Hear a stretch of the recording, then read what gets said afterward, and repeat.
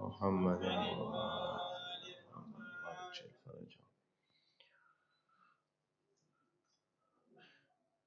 Today is the 30th death anniversary of the leader of Islamic Revolution, Hazrat Ayatollah Khomeini. So for him and for all your own marhumin, mu'minin and mu'minat, please say Fatiha. Bismillah.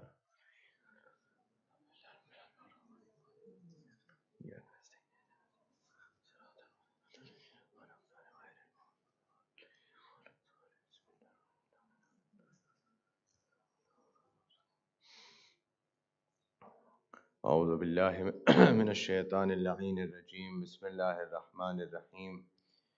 الحمد لله رب العالمين، والصلاة والسلام والتحية والإكرام على النبي الأمي العربي القرشي المكي المدني الهاشمي صاحب قاب قوسين محبوب رب المشرقين والمغربين جد الحسن والحسين النبي الحرمين والإمام القبلتين والرسول الثقلين الذين سمي في السماء بأحمد وفي الأرض بأبي القاسم محمد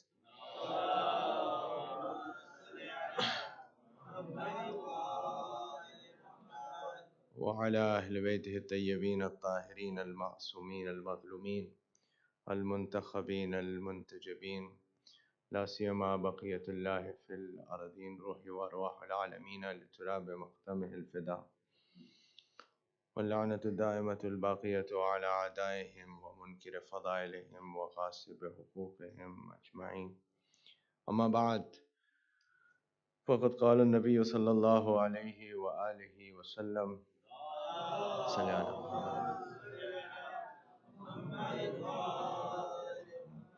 يا علي أنت وشيعتك هم الفائزون. صلوات على محمد وعلى محمد.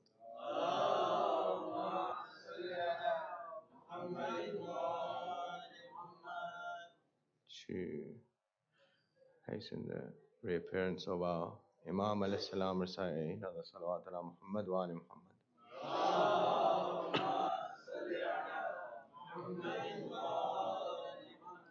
And to make us amongst those who serve him, recite third loud salawat ala Muhammad wa ala Muhammad.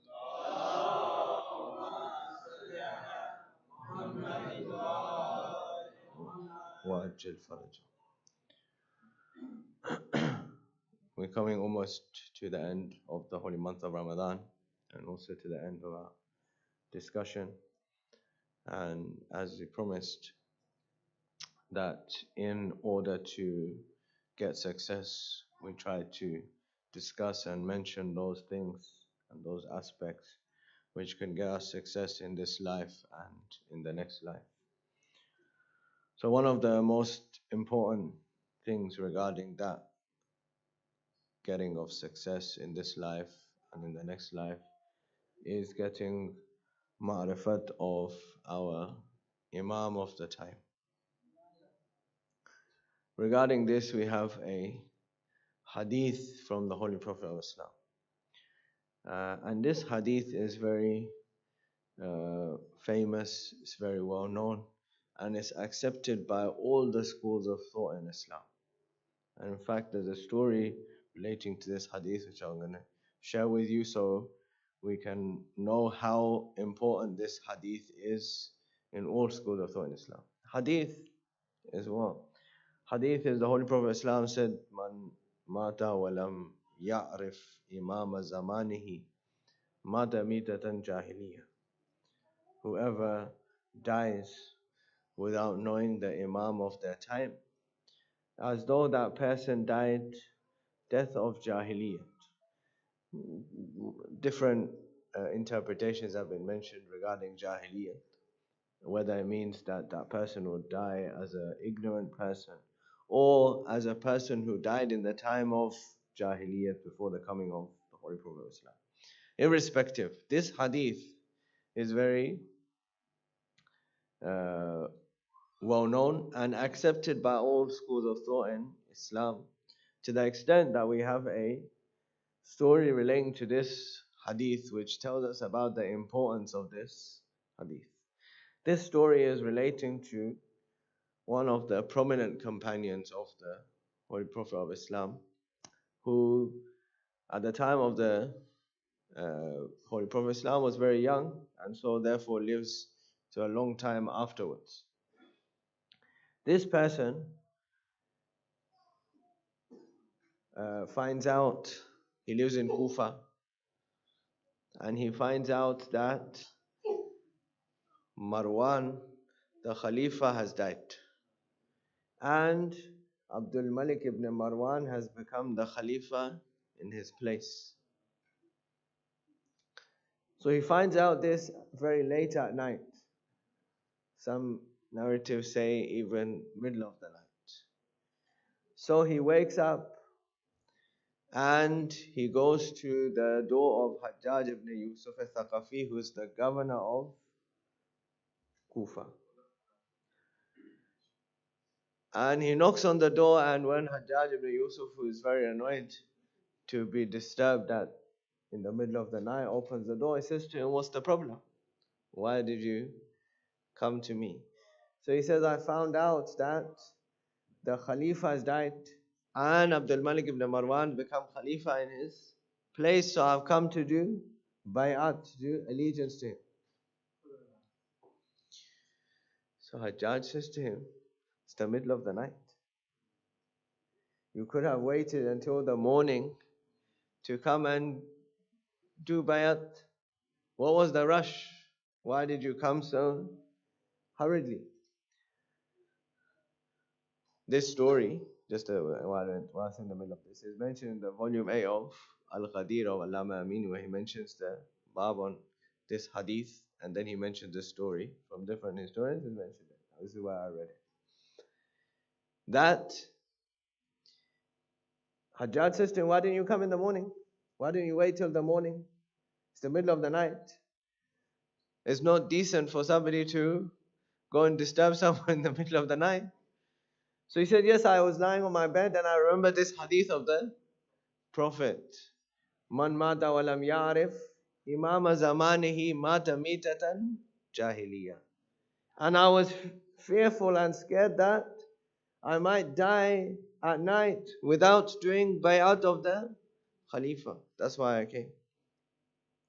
Now this person, the story mentions his name, I haven't mentioned his name. But this person, throughout his whole life, did not pledge allegiance to Imam Amirul Mu'mineen alayhi salatu salam. When Imam Amirul Mu'mineen alayhi salam came onto Zahiri Khilafat, this person did not pledge allegiance to Imam Amirul Mu'mineen alayhi salam. And Imam Amirul Mu'mineen alayhi salam, some of his companions used to say, "Ya Ali, that person who's going there, he didn't pledge allegiance to you. Or that person there, he didn't pledge allegiance to you." So Imam Amirul Mu'mineen alayhi salam says, pledging of allegiance to making bay'at is voluntary. I'm not going to force someone to pledge. I'm not going to force someone to pledge allegiance to me. If that person doesn't want to pledge allegiance to me, no problem. That's up to him. So this person did not pledge allegiance to Imam Amirul Mu'mineen alayhi salatu wasalam, and when he at the Zahiri Khilafat. So what is he doing now? He's come to Hajjaj ibn Yusuf al-Thaqafi. Hajjaj ibn Yusuf al-Thaqafi is who? Hajjaj ibn Yusuf al-Thaqafi is one who said that when he was born, he didn't drink his mother's milk. Instead, that he wouldn't accept anything, then they fed him blood, and that's how he grew up. Hajjaj ibn Yusuf al-Thaqafi. And he used to, himself says, that he used to kill at least 10, 15 Shia every single day before starting his day. This is Hajjaj ibn Yusuf al-Thaqafi. They used to say that today he says that I haven't killed any follower or lover of Amirul Mu'mineen alayhi salatu salam, so I'm not feeling good today that I didn't kill somebody. This is Hajjaj ibn Yusuf al-Thaqafi. And this person, companion of the Prophet, has gone to pledge allegiance to the Khalifa on his hands. So when somebody doesn't pledge allegiance to Imam Amirul Mu'mineen salam, what happens? How does Allah subhanahu wa ta'ala make you disgraced? Hajjaj says to him that number one, you disturbed me in the middle of the night. Number two, I've got a question for you. Imagine, Hajjaj ibn Yusuf is saying, I have a question for you. He says, what's your question? He says, my question is that if this is the hadith of the Prophet, that whoever dies without knowing the Imam of the time is going to die a person who's not a believer, then for 3 days after the Holy Prophet of Islam died, there was nobody who was Khalif. Hajjaj ibn Yusuf is saying, not me. Hajjaj ibn Yusuf is saying to this companion that for 3 days after the Holy Prophet died, there was no Khalifa. The Holy Prophet of Islam died on a Monday. So Monday is past. Then Tuesday. On Wednesday, announcement of the Khilafat is made. Why? On Tuesday, first they are consolidating the power. So on Wednesday, announcement for Khilafat is made. So he says, what about the people who died on Monday and Tuesday and Wednesday? What's going to happen to them? Hajjaj ibn Yusuf says, those people who died on those days, what's going to happen to them because they died without knowing their Imam?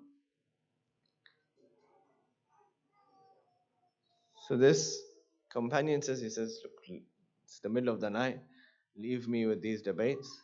Just, I've come to pledge allegiance. So Hajjaj ibn Yusuf says, number one, you disturbed me in the middle of the night. Number two, you're not answering this question. Number three, I'm busy. My hands are full. Hajjaj ibn Yusuf says, I'm busy, my hands are full. One hand has wine. The other hand has woman. So my hands are not free. If you want to pledge allegiance, you can pledge allegiance on my feet. So this Hazrat pledges allegiance on the feet of Hajjaj ibn Yusuf and comes home.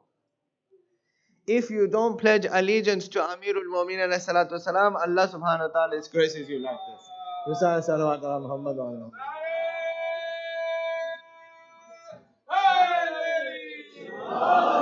Recite salawat ala Muhammad wa ala Muhammad.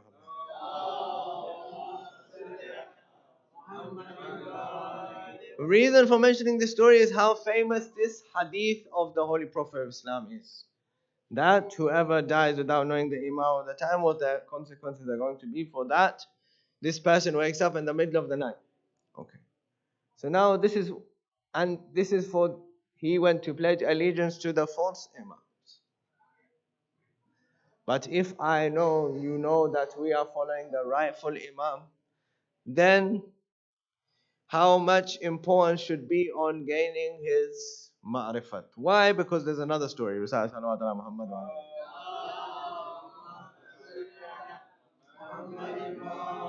And this story relates to us. Why?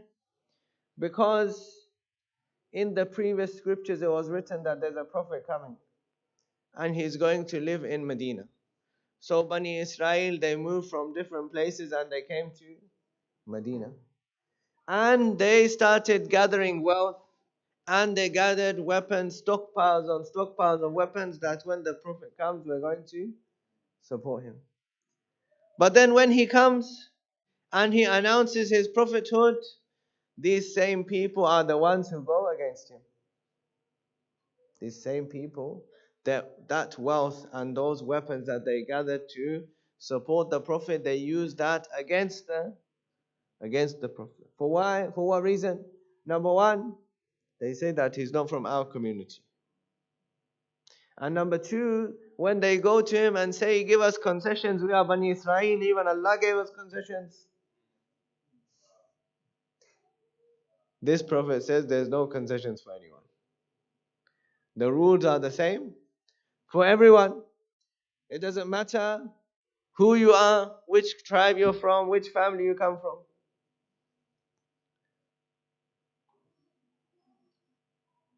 And this was highlighted between a person from Bani Israel, two people, two brothers, and one of their daughters listening in the background. They're having conversation. They say, one of them asks the other, that is this prophet who's come, who's claimed to be the prophet, is he the true prophet? They say, yes, he is. So the other one says to him that, yes, he is. but we're not going to believe in him. He says, why? He says, because he's not from Bani Israel, he's from the Arabs. This daughter is listening in the background. She's thinking that my father and my uncle are saying that this is the Prophet. But we're not going to believe in. What does this mean? She accepts Islam at that moment. They're saying that because he's not from our tribe and from our community, we don't accept him. Imagine. But this lesson and story is for us. Why? Because we have another hadith accepted by all schools of thought, which says what? Which says that whatever happened to Bani Israel is going to happen to my ummah as well. That means that just like people rejected the Prophet when he came, people from my ummah are going to reject the Imam when he comes. So we have to have ma'rifat of that Imam. What kind of Imam is he? First ayat we have on the screen.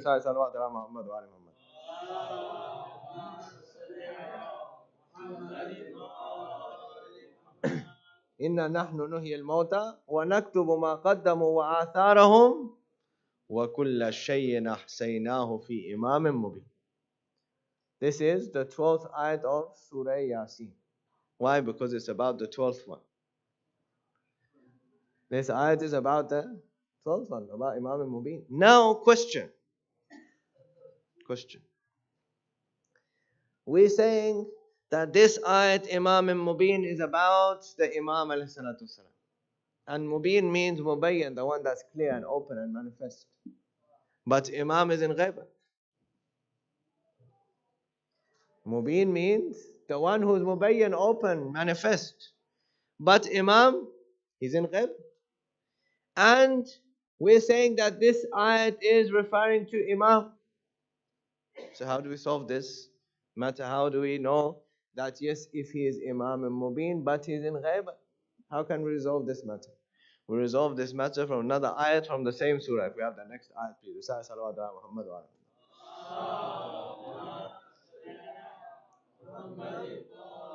This ayat is also from Surah Mubarak Yasin. Allah subhanahu wa ta'ala says, Alam ahad ilaykum ya bani Adam an la ta'budu shaitan. Innahu lakum aduwwun mubin. O sons of Adam, I made a covenant that you are not going to worship shaitan. Why? He is your open enemy. He is your Imam Mubin. This is Adu Mubin. He is your open, manifest enemy. And these two ayat together give us one more very important point.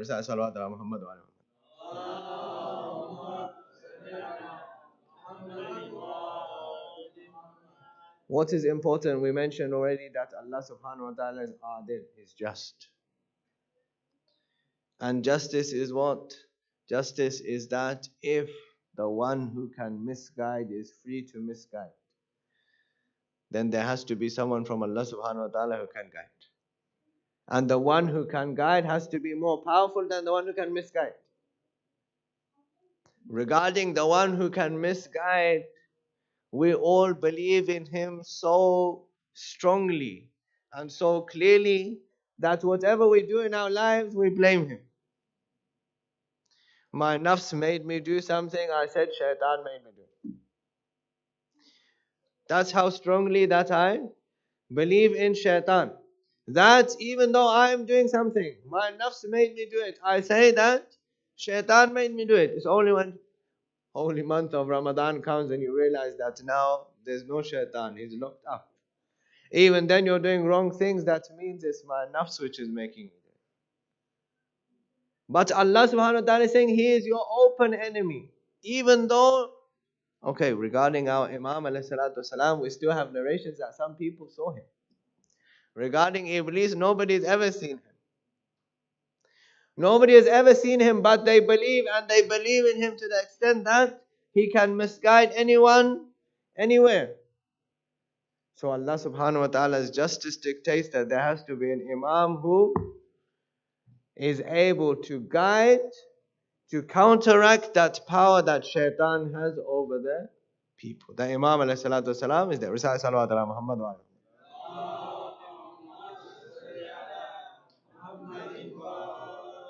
Now, how can you connect with him? This is very important, right? We have to mention every day, we try to mention something which is practical. How can we connect with him? We connect that with what we mentioned yesterday regarding the recitation of Quran. We have a narration regarding, or many narrations regarding the Holy Quran, one in particular, that a person should, Imam Sadiq alayhi salatu wasalam says, Allahumma salli ala Muhammad wa ali. That a person should recite at least 50 verses of Holy Quran every day. Why 50? The more the better, but at least 50. Why?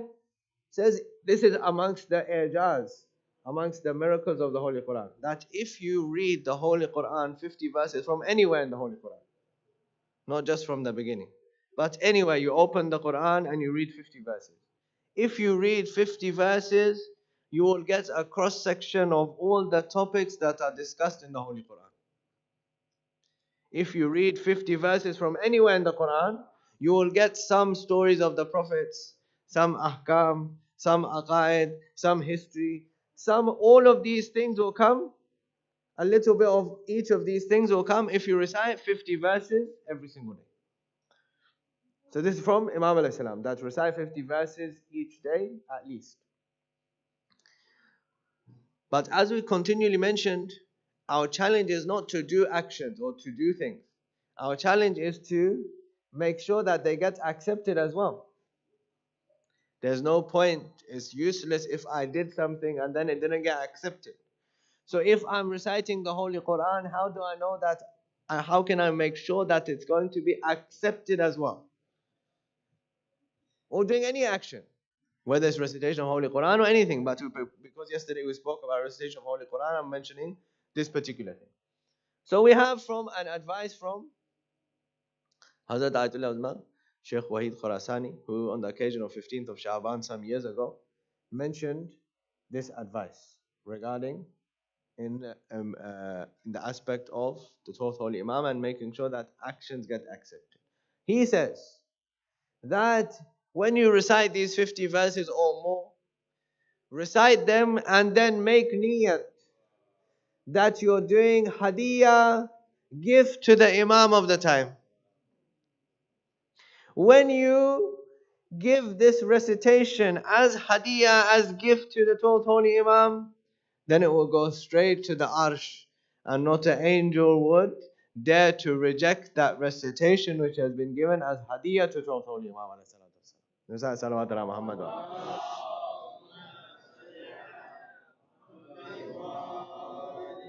Now that's not just about recitation of Holy Quran. That can be about any action. Like for example, some people have good habit, mashallah. They give sadaqah on behalf of the 12th Holy Imam. Or they will do anything else. For example, you go for ziyarat or you do mustahab acts which you give as hadiyah to 12th Holy Imam. We recite the dua of our 12th Holy Imam for his safety and security. And many other things. But the point is that I need to build a relationship with my Imam so that I can get to the level of ma'rifat. Why? Because it's without this ma'rifat, there's nothing. All the success is dependent on this ma'rifat.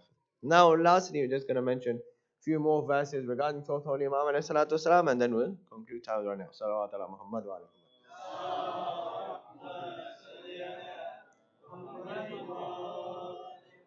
Regarding the first part of the surah, we already mentioned on Laylatul Qadr, that Allah subhanahu wa ta'ala says that we revealed on Laylatul Qadr, and nobody can know Laylatul Qadr. It's better than 1,000 months, and we mentioned also why is it better than 1,000. Now we're just mentioning the rest of the surah. Why? Because the rest of the surah is relating to our 12th Holy Imam. Allah subhanahu wa ta'ala says, تَنَزَّلُ الْمَلَائِكَةُ وَالْرُوحُ فِيهَا. Now, translation of this part of the verse is not that the angels and the ruh used to descend. No, tanazzalul is continuous. They continue to, this every time Laylatul Qadr comes, they descend. And what do they descend with? Min kulli amr. With all of the amr with every single thing that's going to happen in the coming year, they descend with that. So that means there has to be a ulil amr, a sahibul amr, somebody who takes that amr. There has to be somebody who receives, if the angels come with the amr, with the command, there has to be somebody who receives that command. Regarding this, Imam Sadiq alayhi salatu wasalam says that if somebody wants to debate you regarding al-Qa'im, then debate him with this ayat of Surah Al-Qadr. That all of the angels and ruh comes down on Laylatul Qadr with all of the amr, with all of the command, every single thing that's going to happen in that year which is coming, to the Sahibul Amr, the Ulil Amr, the one who possesses the command. Salamun, and there's peace throughout this whole night. Hiya hatta matla'il fajr, until the breaking of fajr. Regarding this, we have another narration, Tafsir Furat al-Kufi, Salawat ala Muhammad wa ala Muhammad.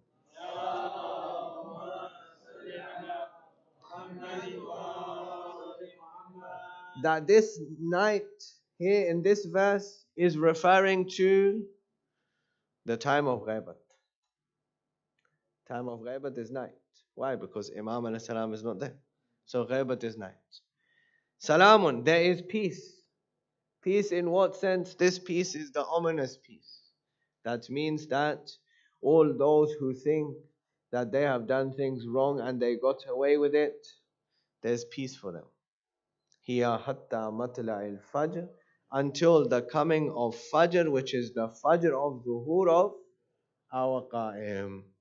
The fajr of zuhur, the fajr of the coming of the Imam alayhi salatu salam. So right now there's peace. This is the calm before the storm, that there's peace, nothing is happening to you. But when he comes, when he makes duhur, then there will be no more peace. Then there will be justice. Recite Salawat ala Muhammad wa ala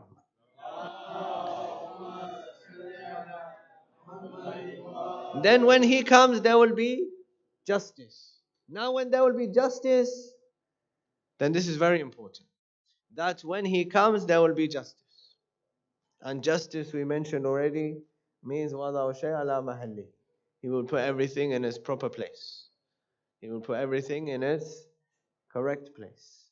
That means that when he comes, there will be people who are living just lives, even if they are not Muslim, they will accept him. Because their lifestyle will match his life. And there will be people who are saying, Al-Ajal, like me, if there's no justice in my life,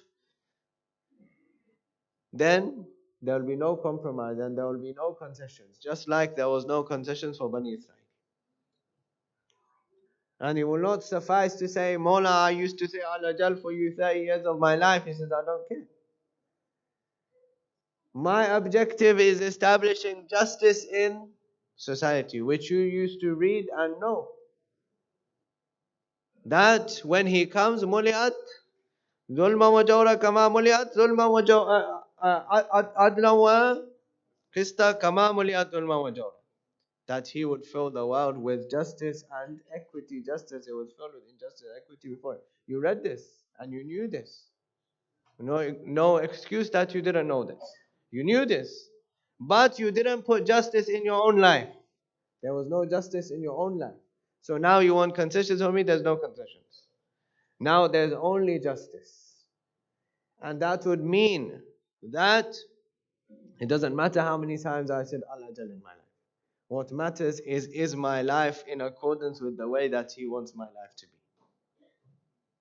Is my life in that way, the way that he wants my life to be? Otherwise, there's people and examples of that already present before. That they knew that this person is the Imam and he deserves to be the Imam, but they still side with other people.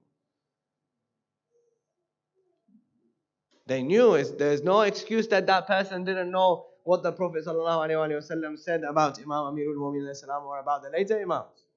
Allahumma salli ala Muhammad wa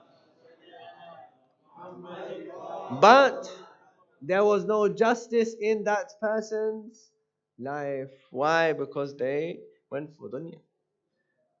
They looked at the short term success that they might get, or the short term benefit that they will get, over the success from Allah subhanahu wa ta'ala, which is promised forever.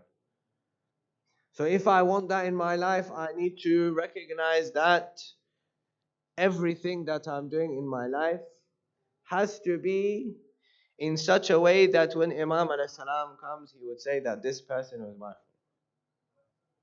That would be the real success, ultimate achievement of success in my life, if I know that when Imam alayhi salam would come, I would have no problem inviting him to my house.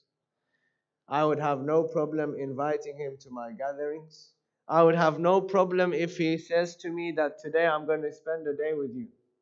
Imagine. Imagine Imam alayhi salam comes, forget day. He says to me, today I'm going to spend 1 hour with you. And I would say, yes, no problem.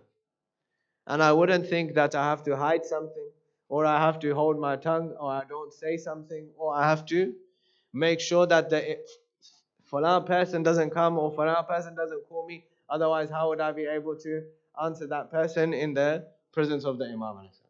If I've reached that stage in my life, then yes, I could say that yes, when I said Al-Ajal and I connected with the Imam and I reached and got that ma'rifat of the Imam والسلام, which I truly, really need in order to get that success in this life and in the hereafter. We pray to Allah subhanahu wa ta'ala to allow us to be amongst those who get ma'rifat of our Imam alayhi salam, and to be amongst those who serve him. We pray to Allah subhanahu wa ta'ala for all the believers all around the world, especially those who are sick, for Allah subhanahu wa ta'ala to cure them, and for all those who are in difficulties, for Allah subhanahu wa ta'ala to alleviate their difficulties, for all those who are sitting exams, for Allah subhanahu wa ta'ala to make them successful in their exams, and for Allah subhanahu wa ta'ala to allow us to be amongst the followers of Ahlul Bayt alayhi salam, a ziyarat in our lifetimes and shafa'at in the next life, and to make hasten the reappearance of our awaited Imam. ربنا تقبل منا إنك أنت السميع العليم بحق محمد وآله الطيبين الطاهرين المعصومين.